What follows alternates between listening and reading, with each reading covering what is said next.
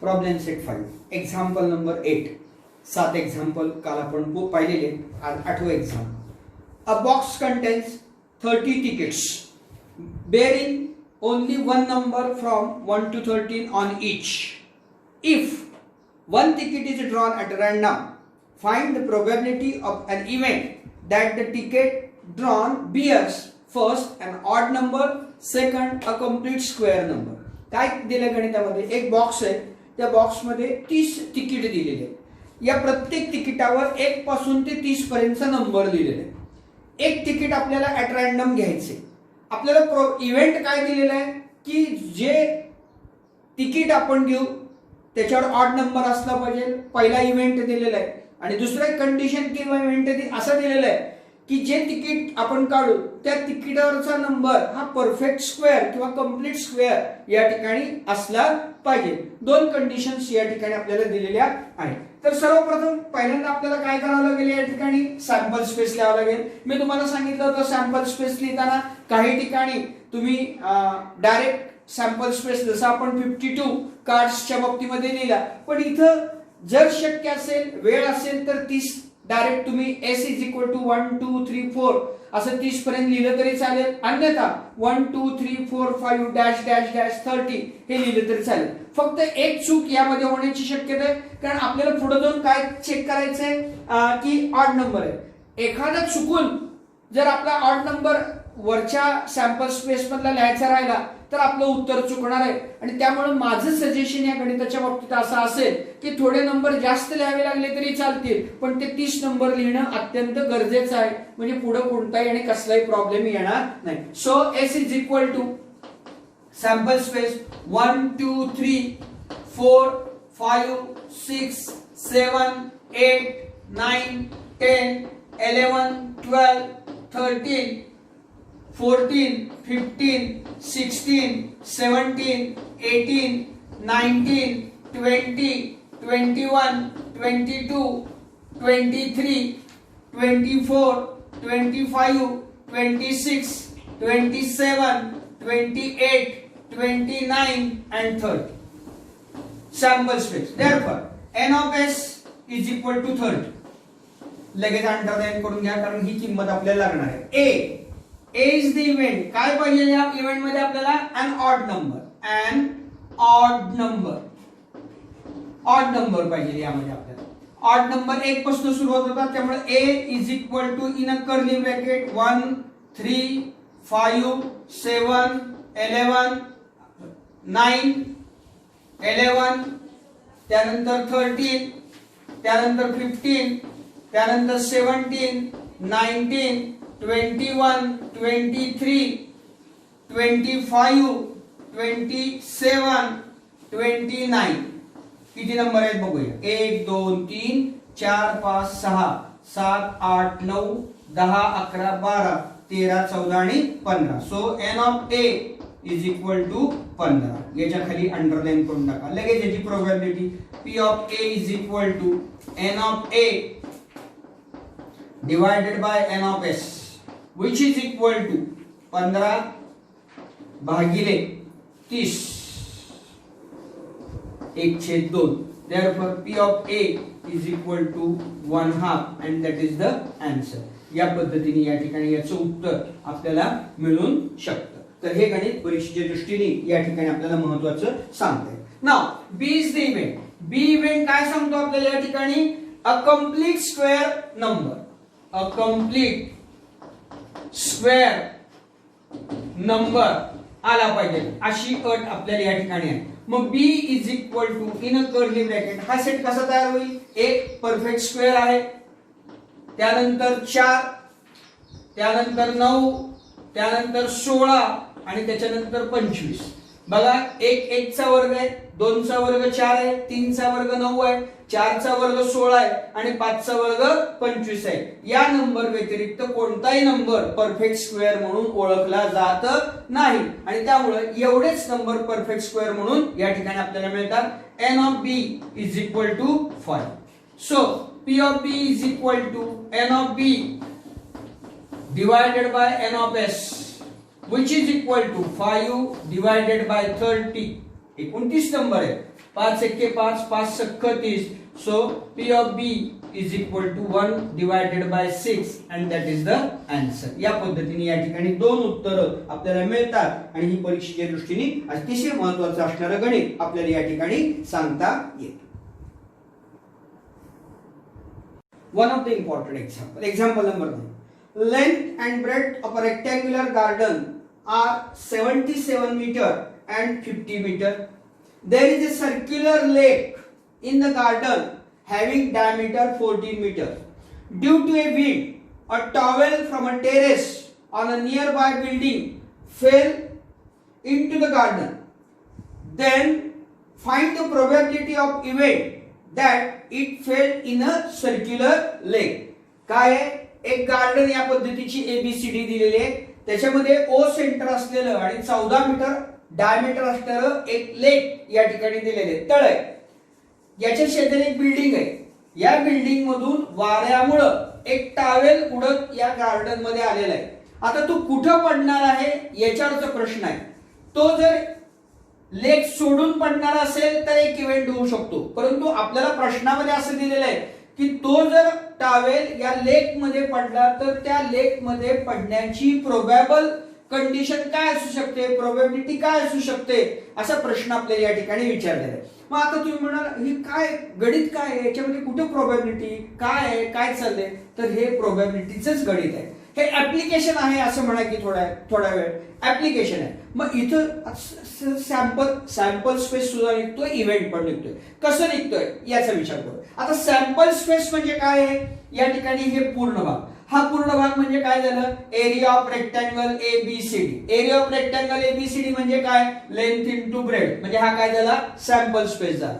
ठीक आहे. Sir event सुद्धा निघतो. इव्हेंट काय दिलेला आहे आपल्याला, तो टॉवेल या लेक मध्ये पडेल अशा पद्धतीचं इव्हेंट दिलेलं आहे. मग आता या लेक मध्ये जर पडायचं असेल त्याला, तर या ठिकाणी 14 मीटर ही त्या लेकची डायमीटर दिलेली आहे. त्याच्यावरून आपल्याला रेडियस काढावं लागेल आणि रेडियस काढल्यानंतर त्याचं क्षेत्रफळ म्हणजे या क्षेत्रामध्ये तो पडू शकतो का, पडल्यानंतर त्याची प्रोबॅबिलिटी म्हणजे हे क्षेत्र आपल्याला विचारात घ्यावं लागेल. म्हणजे इथं एरिया ऑफ सर्कल आपल्याला काढावं लागेल आणि प्रोबॅबिलिटी काढताना एरिया ऑफ सर्कलला एरिया ऑफ रेक्टँगलनी जर डिवाइड केलं तर प्रोबॅबल परिस्थिती किंवा प्रोबॅबिलिटी आपल्याला निघते की तो टॉवेल त्या ठिकाणी त्या इमारतीवरून वाऱ्याच्या उडून या लेक मध्ये पडेल. अशा पद्धतीचे हे गणित आहे. परीक्षेच्या दृष्टीने अतिशय असं महत्त्वाचं असणारं हे गणित आहे की एक्झॅक्टली वाचल्यानंतर प्रोबॅबिलिटीचा संबंध आहे का नाही हे याच्यामध्ये आपण कन्फ्युज होतो, परंतु इथं तसं काहीही होत नाही. तर त्यामुळे हे गणित सोडूया. So from figure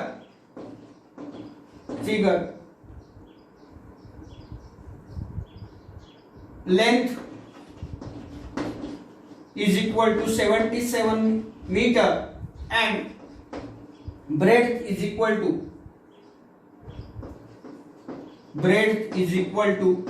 50 meter. To find the sample space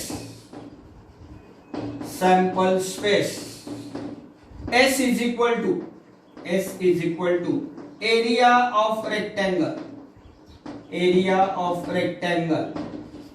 which is given by the formula length into breadth. L into B लिहिलं तरी काही प्रॉब्लेम नाहीये. ब्रेड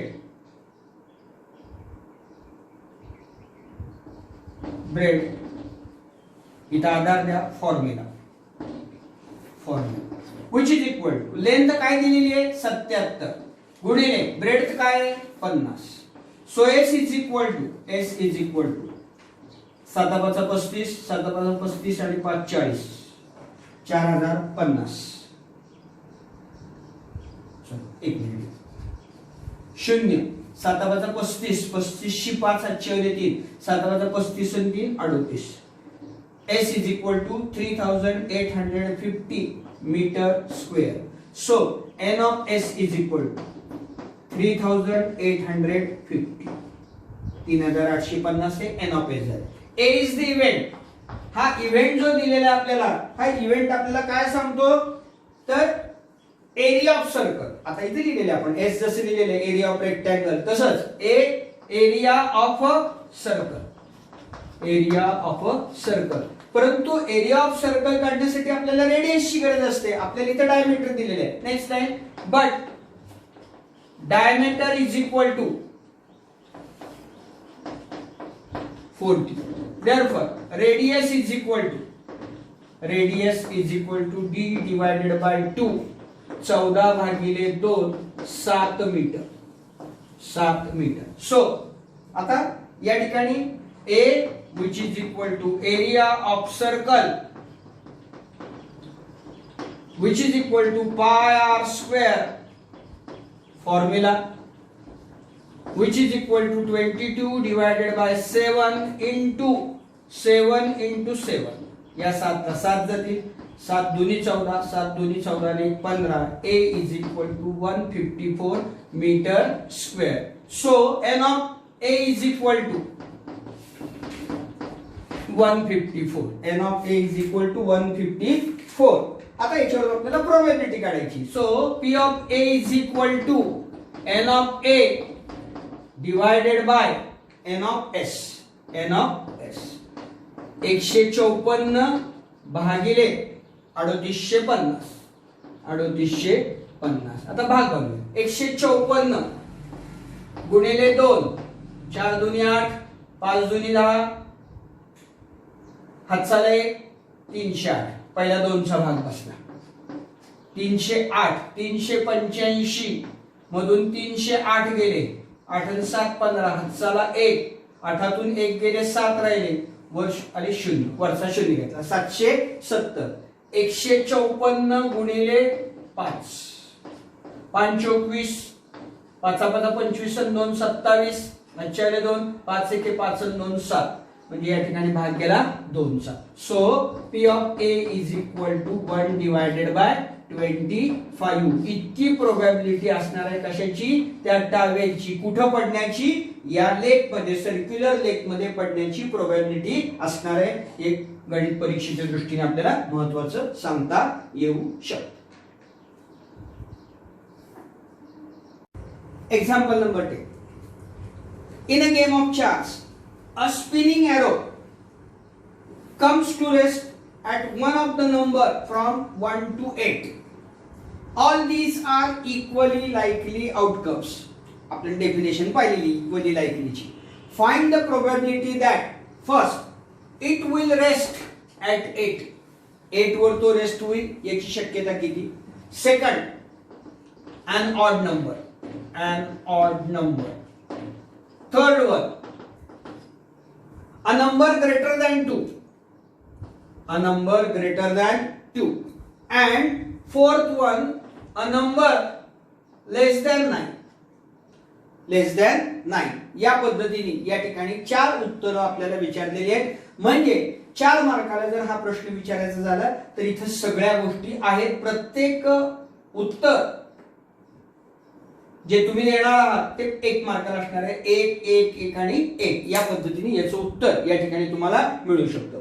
मग पहिल्यांदा इथं आपल्याला काय करावं लागेल? त्याचा सॅम्पल स्पेस तयार करावा लागेल. So S is equal to in a curly bracket 1 2 3 4 5 6 7 and 8. So n of S is equal to 8. हा प्रत्येकासाठी n of S आपल्याला वापरायचा. A is the event to get 8. आता 8 येण्याचा एकच चान्स असणार आहे. 1 2 3 4 असे करत फक्त एका वेळेला येणार आहे. So A is equal to 1. एकच चान्स त्या ठिकाणी 8 येण्याचा असणार आहे आणि तो या ठिकाणी 8 असणार आहे. सॉरी 1 नाही 8 असणार आहे. So n of 8 is equal to 1. So P of A is equal to probability of A, n of A भागिले n of S, which is equal to n of A 1, n of S 8. So P of A is equal to 1 divided by 8. म्हणजे 8 येण्याची शक्यता किती आहे? 1 भागिले 8 इतकी येऊ शकते. दुसरा इव्हेंट या ठिकाणी B, an odd number. So B is equal to in a curly bracket 1 odd number झाला, 3 ऑड नंबर झाला, 5 ऑड नंबर झाला आणि 7 याच्यापेक्षा जास्त नाही कारण 8 शेवट आहे. So n of b is equal to 4. So p of b is equal to n of b divided by n of s, which is equal to 4 divided by 8. So p of b is equal to 4 1 4 4 2 8 1/2 1/2. या पद्धतीने p of b चं उत्तर या ठिकाणी आपल्याला मिळतं. C is the event. C event कशाचा आहे? Greater than 2. सी इव्हेंट काय आहे? A number greater than 2. A number greater than 2. 2 पेक्षा मोठे नंबर असणार म्हणजे 3 येणार, 4 येणार, 5 येणार, 6 येणार, 7 येणार आणि 8 येणार. So C is equal to 2 येणार नाही कारण 2 पेक्षा मोठे सांगितले आहेत त्यामुळे 3 पासून सुरुवात.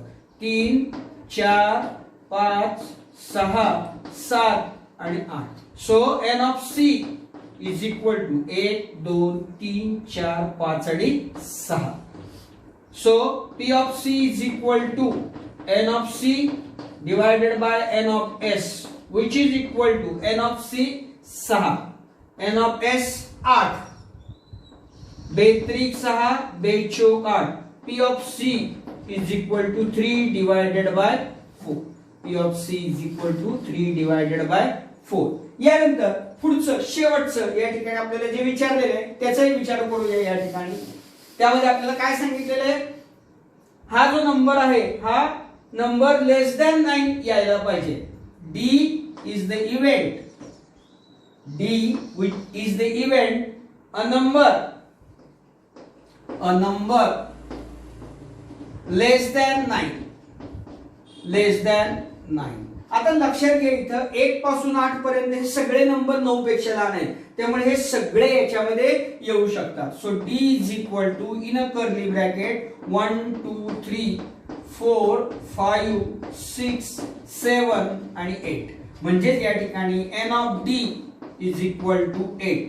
So p of b is equal to n of d divided by n of s, which is equal to 8 divided by 8. कारण n of s पण 8 आहे, n of d पण 8 आहे, 8 ला 8 गेले. p of d is equal to 1. म्हणजे perfect प्रोबॅबिलिटीचं हे उदाहरण या ठिकाणी झालं कारण उत्तर किती आलेलं आहे? 1 आलेलं आहे. मी तुम्हाला सांगितलं उत्तर हे 1 च्या पुढे प्रोबॅबिलिटीचं कधीही येत नाही. मॅक्झिमम 1 पर्यंत या ठिकाणी येऊ शकतं, 1.1 कधीही येणार नाही. त्यामुळे हे परफेक्ट प्रोबॅबिलिटीचं उदाहरण आहे. आणि साधा विचार करा की 8च आकडे आहेत आणि आपल्याला असं सांगितलंय की आपल्याला येणारा नंबर हा 9 पेक्षा कमी असलं पाहिजे म्हणजे 100% 1 ते 8 पैकीच कोणता तरी नंबर येणार. त्यामुळं या ठिकाणची प्रोबॅबिलिटी 1 आलेली आपल्याला आढळून येते. अशा पद्धतीने हे गणित सुद्धा परीक्षेच्या दृष्टीने आपल्याला महत्त्वाचं सांगता येतं. Example number 11. There are 6 cards in a box. एका बॉक्स मध्ये 6 कार्ड दिलेले आहेत. each bearing a number from 0 to 5. वेगळं गणित आहे, थोडंसं लक्ष द्या. Find the probability of each of the following event that a card is drawn as following: a natural number, a number less than 1, a whole number and a number greater than 5. काय केले बघा, एक box दिलेला आहे, त्या box मध्ये 0 ते 5 अशी 6 कार्ड आहेत. म्हणजे या ठिकाणी आपला S येणार या ठिकाणी 0 1 2 3 4 आणि 5. त्यामुळे n ऑफ s या ठिकाणी किती येणार? 6 येणार कारण 1 2 3 4 5 आणि 6. a is the event. काय सांगितलंय? a इव्हेंट आपल्याला a natural number. A natural number. A natural number. आता आपल्याला इथं अजिबात गोंधळ आणि गडबड कन्फ्युजन हा प्रकार करायचा नाही. नॅचरल नंबर सांगितलेले आहे. आपल्याला माहिती आहे की नॅचरल नंबर हे 1 पासून सुरुवात होतात, 0 त्याच्यामध्ये येत नाही. हे मागच्या वर्षी सगळं सांगितलेलं आहे. त्यामुळं a is the event having natural number. So a set कसा होईल? 1 2 3 4 5 आणि 5 पर्यंत कारण 6 नाहीच आहे याच्यामध्ये. So n of a is equal to 5. लगेच याची प्रोबॅबिलिटी काय आहे? p of a is equal to n of a divided by N of S. N of a 5 आहे, एन ऑफ एस 6 आहे. So P of A is equal to 5 divided by 6, and that is the answer for your first option, where they are asked that a number is a natural number. म्हणजे आपल्याला natural number या ठिकाणी आला पाहिजे, हे महत्त्वाचं या ठिकाणी आपल्याला सांगता येऊ शकतं. नेक्स्ट बी इव्हेंट कशाचं दिलेलं आहे आपल्याला? बी मध्ये काय म्हणता येते? A number less than 1. A number less than 1. Less than 1 हा नंबर 1 पेक्षा कमी पाहिजे. मग 1 पेक्षा कमी यातला नंबर कोणता आहे? तर 0 आहे. सो इन बी काय येईल? कर्ली ब्रॅकेट मध्ये 0. त्यामुळे एन ऑफ बी, आता इथे कन्फ्यूज अजिबात व्हायचं नाही, हे जरी 0 असलं तरी तो ऍज अ नंबर म्हणून आलेला आहे. त्यामुळे याच्यामधले एकूण एलिमेंट किती झाले? 1 झाले. So N of B is equal to 1. इथे अंडरलाईन करायच्या राहिल्या, इथे केलेली. सो याची प्रोबॅबिलिटी या ठिकाणी आपल्याला ज्यावेळेस काढायची, P of B is equal to N of B divided by N of S. N of b 1 आहे, कारण शून्यापेक्षा कमी असणारा फक्त एकच नंबर आहे, आणि एकापेक्षा कमी असणारा फक्त एकच नंबर आहे, आणि तो काय आहे? 0. त्यामुळे 1 भागिले एकूण सॅम्पल स्पेस मध्ये 6 आहे. त्यामुळे P of B is equal to 1 divided by 6. हे दुसऱ्याच उत्तर या ठिकाणी आपल्याला सांगता येऊ शकतं. त्यानंतर सी इव्हेंट आपल्याला दिलेलं आहे. काय दिलेलं आहे सी इव्हेंट मध्ये? A number greater than 2. A number greater than 2. A number greater than 2. 2 पेक्षा मोठे number. C is equal to in a curly bracket, म्हणजे 3 आला, 4 आला आणि 5. 3, 4 आणि 5. So N of C is equal to 3. So P of C is equal to probability of event C is equal to n of C divided by n of S, which is equal to 3 divided by n of S. किती आहे? 6 दिलेले आहे आपल्याला. त्यामुळं P of C is equal to 3 1 3, 3 2 6, 1/2, and that is the answer for your third question. Last काय दिलेलं आहे आपल्याला?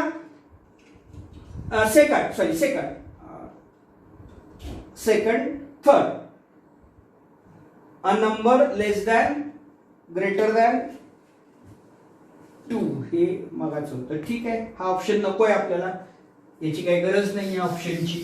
ते वरचं गणित माझ्याकडून घेतलं गेलं. आपल्याला सांगितलंय third one, C a whole number. A whole number. Whole number. आता परत मागच्या वर्षी जायचं. होल नंबर काय शिकलेलं आहे आपण? शून्यापासून तयार होणारे नंबर. 0 1 2 3 4 5 आणि 6 हे सगळे होल नंबर आहे. यामध्ये कुठलाही नंबर मिस करायचा नाही. So C is equal to 0 1 2 3 4 and 5. So N of C is equal to 1 2 3 4 5 आणि 6. So P of C is equal to N of C minus divided by N of S. N of S, which is equal to n of C 6, n of S 6, 6 भागिले 6. P of C is equal to 1. Perfect probability. 6च number आहेत आणि आपल्याला hole number विचारलेले आहेत, म्हणजे त्यापैकी कोणता तरी एकच नंबर एका वेळेला या ठिकाणी येणार आहे, म्हणजे परफेक्ट प्रोबॅबिलिटीचं ते उदाहरण असू शकतं. डी इव्हेंट मध्ये काय सांगितलं आपल्याला? अ नंबर ग्रेटर दॅन 5. अ नंबर ग्रेटर दॅन 5. आता 5 पेक्षा मोठे नंबर. 5 पेक्षा मोठे म्हणजे काय आला? एक सुद्धा नाहीये, कारण सगळ्यात मोठा नंबर 5 आहे. म्हणजे इथं काय आलं? रिक्त संच. म्हणजेच काय आलं? 5 आलं. म्हणजे डी इज इक्वल टू काय आलं? उत्तर 0 आलं. म्हणजे याची प्रोबॅबिलिटी एन ऑफ डी काय आलं? 0 आलं. So P of D is equal to N of D divided by N of S, which is equal to 0 divided by 6. So P of D is equal to 0. म्हणून मी प्रत्येक वेळेला सांगत असतोय तुम्हाला की प्रोबॅबिलिटी ही 0 to 1 या range मध्ये फिरत असते. 0 पेक्षा कमी होत नाही, 1 पेक्षा जास्त होत नाही. त्यामुळे P of D is equal to 0. अशा पद्धतीने ही चारही एक्झाम्पल परीक्षेच्या दृष्टीने आपल्याला महत्त्वाची सांगता येतात आणि 4 मार्काच्या गणिताला याचा विचार हा कायम या ठिकाणी केला जाऊ शकतो.